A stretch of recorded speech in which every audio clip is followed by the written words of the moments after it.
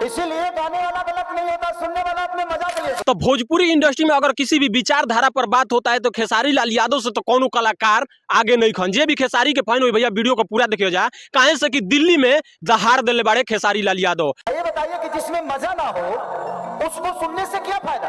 अपन रौद्र रूप का कहाला आ विचारधारा का कहाला सब कुछ रख दिले बड़े वो स्टेज प्रोग्राम पर। और जब भी स्टेज प्रोग्राम पर खेसारी लाल यादव चढ़ते हैं तो कितना धुआंधड़ मचाते हैं ये तो आप भी जानते हैं। बिहार के लाल खेसारी लाल यादव ट्रेंडिंग स्टार कहलन। 4 5 6 7 ये 4 साल मैंने लिट्टी बेची और लोगों का जूठा धोया। लेकिन दिल्ली के राजधानी में भैया स्टेज प्रोग्राम पर खेसारी लाल यादव के दिखल बा दम। जौन विचारधारा में अपन बात रखले बड़ा खेसारी लाल यादव के जैसा खुलेआम बोलने वाला कोई भी कलाकार नहीं है, क्योंकि सब तो अपने कलाकारी में व्यस्त है। लेकिन खेसारी लाल यादव जानते हैं कि हमको कहां बोलना है और कब बोलना है और कब कैसे बोलना है, क्योंकि खेसारी लाल यादव जमीन से जुड़ल कलाकार हड़न। खेसारी लाल यादव के चाहे वाला भैया बिहार में लगभग सभे कोई बा, काहे से कि खेसारी लाल यादव जानते हैं कि अगर हम नहीं उनको चाहेंगे तो कौन चाहेगा। तो खेसारी लाल यादव बात यही कहते हैं कि गाना अश्लील नहीं होता है, बस सुनने का नजरिया अलग होता है। तो विचारधारा कैसे बदलता है तो खेसारी लाल यादव से बढ़िया कोई ना जानत है।